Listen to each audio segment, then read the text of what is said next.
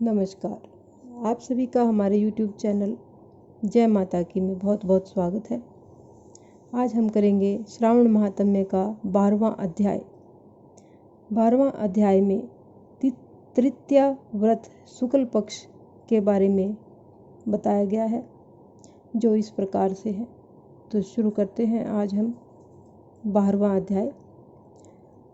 भगवान शंकर सनत कुमार से बोले, अब तुम श्रावण शुक्ल तृतीया तिथि को किया जाने वाला स्वर्ण गौरी व्रत सुनो।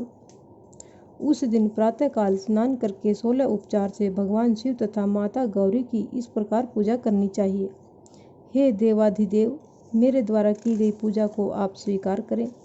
गौरी माता के व्रत की पूर्ति के लिए 16 बायने दंपतियों को देकर कहना चाहिए, मैं माता गौरी के प्रीत्यर्थ तथा व्रत पूर्ति के लिए उत्तम ब्राह्मण दंपतियों को बायना देता हूँ। चावल के आटे से निर्मित 16 पकवान बांस की 16 टोकरियों में रखकर उन पर व्रत वस्त्र रखकर सपत्नीक यानी पत्नी के समेत 16 ब्राह्मणों को बुलाकर निवेदन करें, मैं व्रत की संपूर्णता तथा फल प्राप्ति के लिए यह बायना देता हूँ। अलंकार आदि से संपन्न पतिव्रत धर्मयुक्त शोभन सुवासिनी इसे आप स्वीकार करें।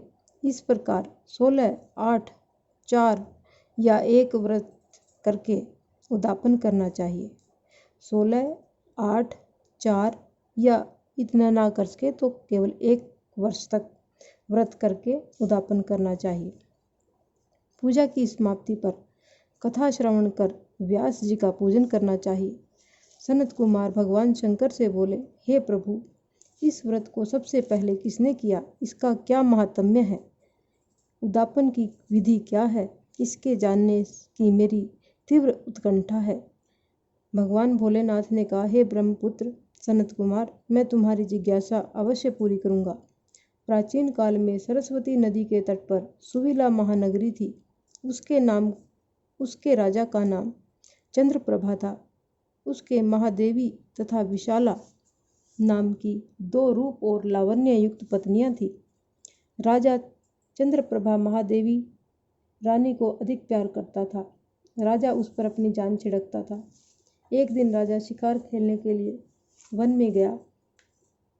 वहां उसने शार्दूल, सिंह, बारह, अरना, भैंसे, हाथी आदि का शिकार किया। अब राजा को प्यास व्याकुल करने लगी। राजा वन में रानी के लिए पानी के लिए इधर उधर घूमने लगा। घूमते हुए वह एक तालाब पर पहुंचा।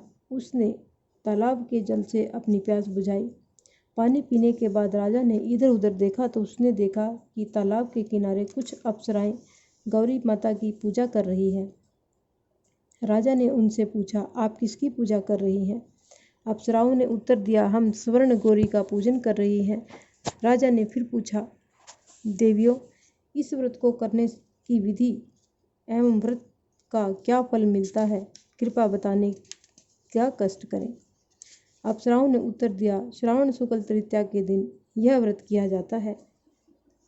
इस व्रत में भगवान शंकर और माँ भगवती का पूजन किया जाता है। इस व्रत में 16 धागों का डोरा पुरुष अपने दाएं हाथ में तथा स्त्रियां अपने बाएं हाथ में बांधती हैं। यही इस व्रत को करने की विधि है। इस व्रत को करने से भगवान शंकर की कृपा से सब मनोकामनाएं पूर्ण होती हैं। यही इस व्रत का फल है। यह सुनकर राजा चंद्रप्रभा ने भी श्रावण मास की शुक्ल पक्ष की तृतीया को अपनी दाई भुजा में 16 धागों वाला डोरा बांधकर व्रत किया। राजा ने कहा, हे माता गौरी, मैं इस डोरे को व्रत के लिए बांधता हूँ, मेरे ऊपर आप कृपा करना। इस प्रकार व्रत धारण कर राजा अपने महलों में आ गया। रानी महादेवी ने राजा के दाएं हाथ में बंधे डोरे को देखा तो पूछा, यह क्या है? इस पर राजा ने व्रत के बारे में बता दिया। इस पर रानी ने क्रोध किया।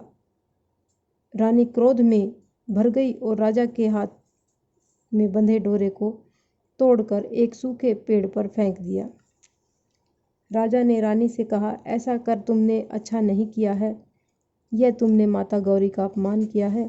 इधर राजा की दूसरी पत्नी ने देखा कि सूखा हुआ पेड़ डोरे के प्रभाव से हरा भरा हो गया है।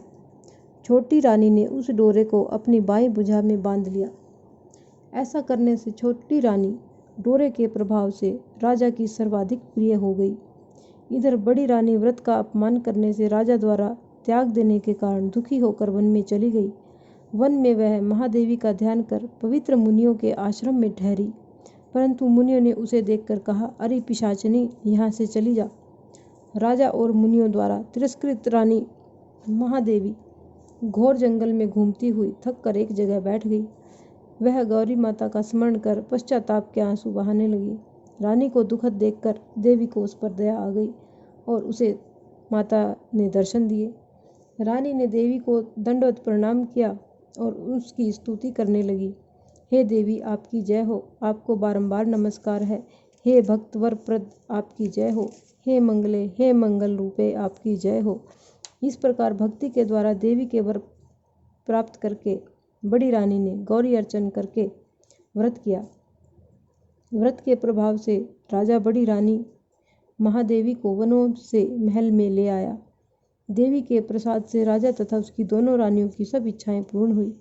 दोनों रानियों सहित राजा संपूर्ण राज्य का उपभोग कर समृद्धिशाली हो गया। अंत में राजा व दोनों रानियां देह त्याग कर शिवलोक को चली गई।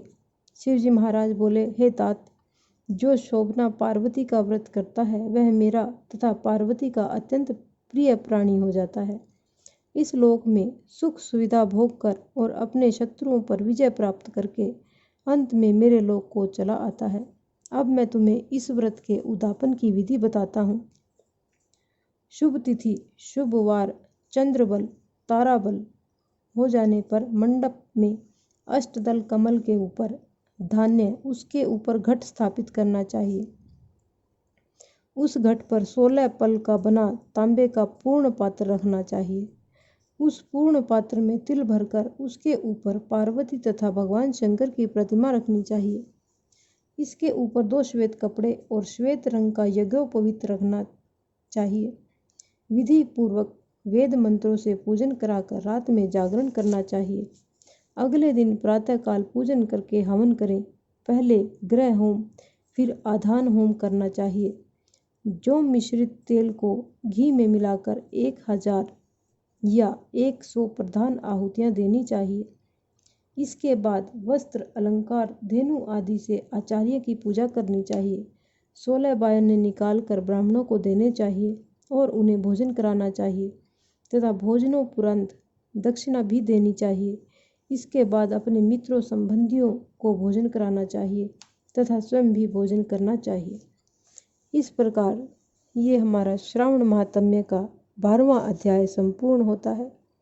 अगर आपको ये पसंद आए तो कृपा करके एक लाइक ज़रूर दबा दीजिएगा और हमारे चैनल को सब्सक्राइब अवश्य कर लीजिएगा। धन्यवाद।